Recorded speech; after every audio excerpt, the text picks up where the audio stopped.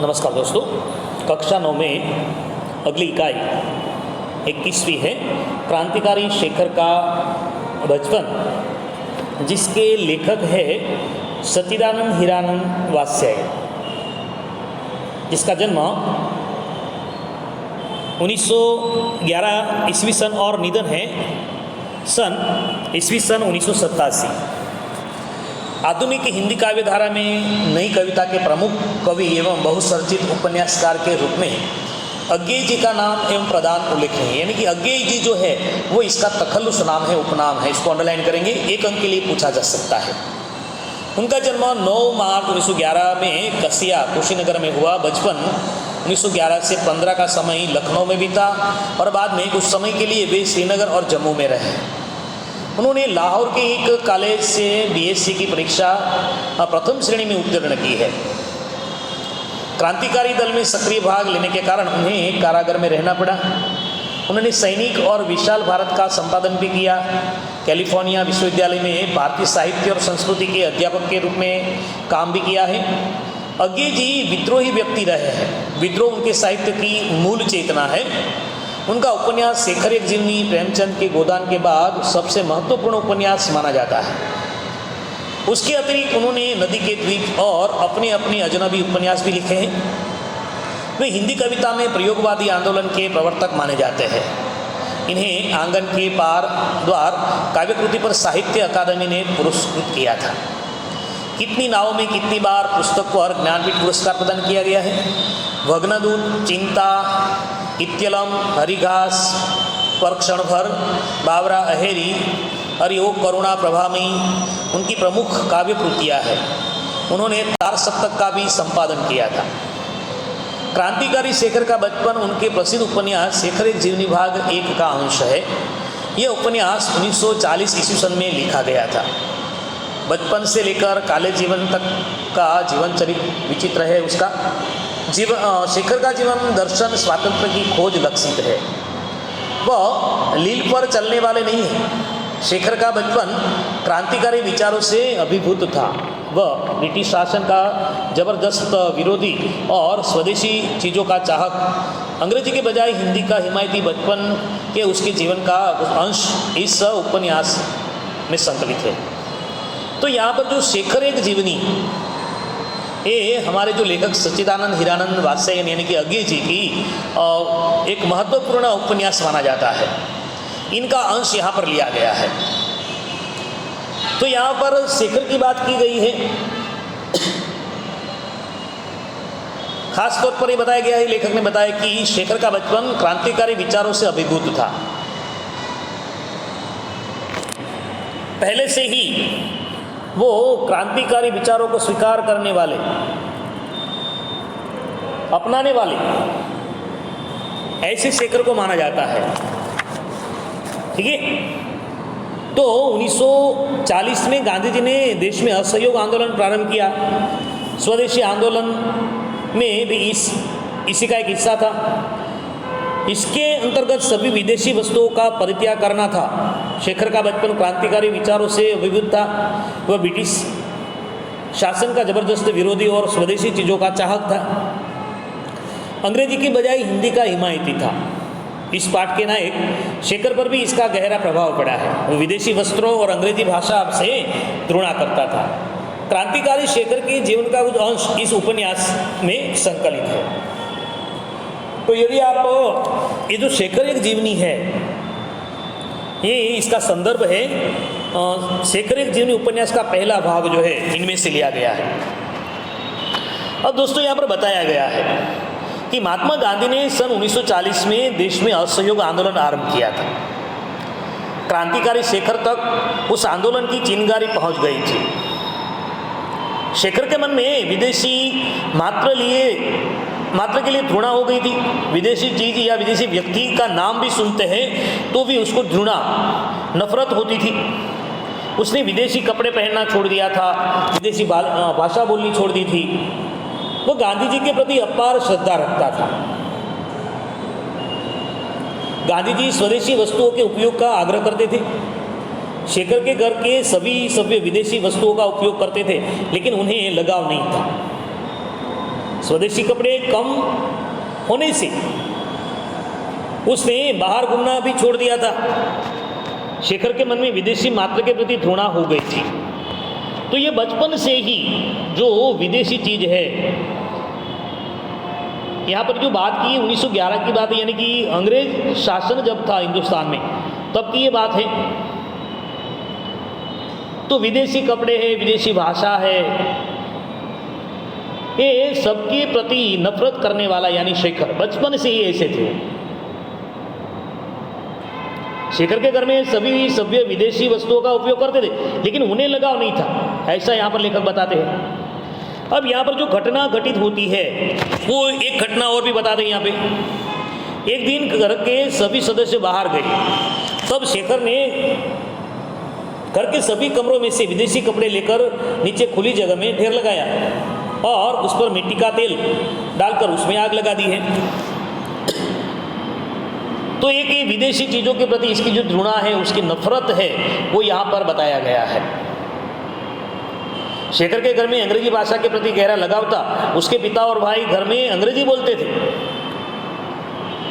पिताजी जो है वो अंग्रेजी के हिमायती थे, प्रोत्साहित करते थे बोलने के लिए, क्योंकि वो अंग्रेजों के साथ नौकरी करते थे। उसे संकोच होता था कि बाहर जब जाते थे घूमने के लिए तो बाहर जितने भी लड़के लड़कियां मिलते वो सब अंग्रेजी में बातें करते थे, और शेखर है वो बिल्कुल अंग्रेजी में नहीं बोलते थे, हिचकिचाते थे, क्योंकि वो पहले से उसे नफरत करते थे। तो इसके घर में अंग्रेजी भाषा के प्रति गहरा लगाव था। उसके पिता और भाई घर में अंग्रेजी बोलते थे। पिता शेखर को भी भाइयों के साथ अंग्रेजी में बात करने के लिए प्रोत्साहित करते थे, लेकिन शेखर को बचपन में अंग्रेजी सिखाई गई थी, वह भी अंग्रेजी बोलता था। शेखर की पहली आया जो है, सिखाने वाली जो रखने वाली है, उसके संभालने वाली आया है, वो भी ईसाई थी, वो अंग्रेजी बोलती थी। उसका पहला गुरु भी एक अमेरिकन मिशनरी था जो दिन भर अंग्रेजी की शिक्षा देता था। शेखर को ऐसा लगता था जैसे अंग्रेजी ही उसके परिवार की मातृभाषा हो। उसको संभालने वाली जो आया है वो भी एक ईसाई औरत थी, और पढ़ाने वाला जो इसका पहला कोई गुरु था, शिक्षक था, तो वो भी अमेरिकन मिशनरी वाला था, यानी दिन भर अंग्रेजी में ही शिक्षा दी जाती थी। और शेखर को भी यहाँ पर ऐसा लगता कि उसके परिवार की मातृभाषा ही अंग्रेजी है। लेकिन शेखर के मन में विदेशी मात्र के प्रति घृणा हो गई थी। अंग्रेजी विदेशी भाषा होने से उसके प्रति भी उसे घृणा हो गई। जो हम सबसे पहले सीखते हैं वो हमारी मातृभाषा है। शेखर के मन में एक ही बात है, हम जो सबसे पहले सीखते हैं वो हमारी मातृभाषा है। शेखर बचपन से अंग्रेजी बोलता था, घर में भी अंग्रेजी बोली जाती थी, इसलिए शेखर को अंग्रेजी मातृभाषा जैसी लगती थी। अब और एक घटना है यहाँ पे। शेखर असहयोग और स्वदेशी आंदोलन से अत्यंत प्रभावित था। उसके विदेशी मात्र से घृणा थी, अंग्रेजी के प्रति नफरत था, परिवार के नियंत्रण से सक्रिय रूप से भाग नहीं ले सकता था। लेकिन एक दिन घटना होती, गांधी का बोलबाला दुश्मन का मुंह काला, यह वाक्य उसके मन में गूंज रहा था। शेखर ने अपने हिंदी ज्ञान को प्रमाणित करने के लिए और गांधी जी के प्रति अपनी श्रद्धा जिसे व्यक्त करने का और कोई साधन उसे प्राप्त नहीं था, तो प्रकट करने के अपनी हिंदी भाषा को प्रकट करने के लिए उसने नाटक लिखना आरंभ किया है। और नाटक का विषय था एक स्वाधीन लोकतंत्र भारत का विराट स्वप्न। शेखर ने जो नाटक लिखा है इसका विषय था एक स्वाधीन लोकतंत्र भारत का विराट स्वप्न, जिसके राष्ट्रपति महात्मा गांधी थे। उसमें कताई बुनाई जैसी गांधी जी की प्रवृत्तियां और असहयोग आंदोलन का समावेश था। शेखर के पिता एक दिन उसके साथ दौरे पर जा रहे थे। बांकीपुर स्टेशन पर एक घटना घटित है। एक बालक शेखर के साथ अंग्रेजी में बात करने लगा, लेकिन शेखर ने कोई उत्तर नहीं दिया है, जिससे उसके पिता क्रोधित हो जाते हैं। तो ये जो पाठ का सारांश यहाँ पर बताया गया है दोस्तों, यहाँ पर शेखर एक जीवनी जो है उनमें लेखक और उनके पिता, या तो लेखक के परिवार, शेखर का जो परिवार है वो स्वदेशी चीज़ों को चाहते हैं, स्वदेशी भाषा को चाहते हैं। लेकिन यहाँ क्रांतिकारी शेखर जो है वो बचपन से ही अंग्रेजी के प्रति उसकी कोई अनुमति नहीं थी, विदेशियों के प्रति घृणा करते थे, नफरत करते थे, कोई लगाव नहीं था। तो ये बात जो है वो यहाँ पर क्रांतिकारी शेखर का बचपन इस इकाई में हमारे लेखक सच्चिदानंद हीरानंद वात्स्यायन ने बताया है। अब शेखर के मन में विदेशी माता के प्रति घृणा क्यों हो गई थी? तो महात्मा गांधी ने ईस्वी सन 1940 में देश में असहयोग आंदोलन आरंभ किया। क्रांतिकारी शेखर तक उस आंदोलन की चिंगारी पहुंच गई थी। उसने विदेशी कपड़े पहनना छोड़ दिया, विदेशी भाषा भी बोलनी छोड़ दी। वह गांधी जी के प्रति अपार श्रद्धा रखता था। गांधी जी स्वदेशी वस्तुओं के उपयोग का आग्रह करते थे। शेखर के घर में सभी सभ्य विदेशी वस्तुओं का उपयोग करते थे, लेकिन उन्हें लगाव नहीं था। स्वदेशी कपड़े कम होने से उसने बाहर घूमना भी छोड़ दिया था। तो शेखर के मन में विदेशी मात्र के प्रति इसी प्रकार घृणा हो गई थी। फिर ये बताइए यहाँ पर शेखर का जो चरित्र चित्रण है, शेखर का बचपन क्रांतिकारी विचारों से अभिभूत था। शेखर बचपन से ही निडर, साहसी और देश प्रेमी थे। वह एक कोमल मन का किशोर है। गांधी जी के असहयोग आंदोलन का उस पर गहरा प्रभाव पड़ा है। शेखर के मन में विदेशी मात्र के प्रति घृणा हो गई थी। उसको विदेशी वस्त्रों और विदेशी भाषा, अंग्रेजी के प्रति अत्यंत नफरत थी।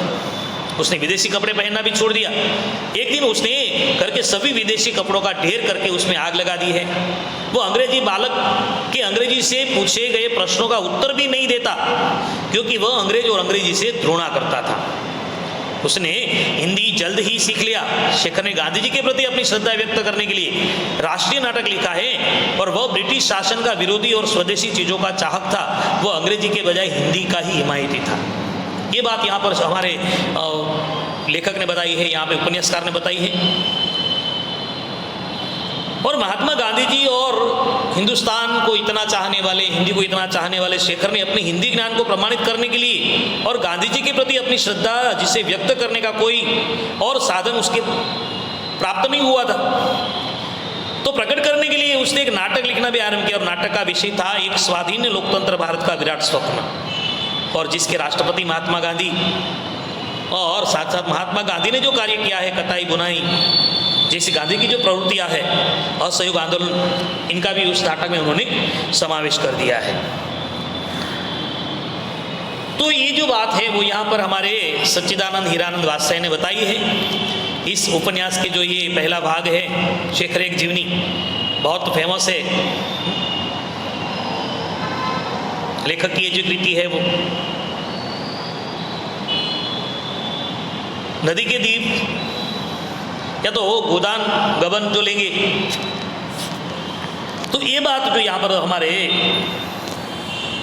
लेखक सच्चिदानंद हीरानंद वात्स्यायन अज्ञे जी ने रखी है। इस छोटी सी जो इकाई है, इन पर गौर से इसको पढ़ेंगे, समझेंगे, ठीक है। और महात्मा गांधी के बारे में जो उन्होंने नारा लगाया था, नारे सुनकर शेखर भी गांधी का बोलबाला, हाँ, दुश्मन का मुंह काला, और उसकी जो कृति है एक स्वाधीन लोकतंत्र का स्वप्न साकार किया, नाटक लिखा है। तो ये छोटे छोटे सवाल जवाब में ये पूछा जाता है, ठीक है। इनको आप तैयार करेंगे। यहाँ पर इस कृति को हम समाप्त करते हैं। नमस्कार।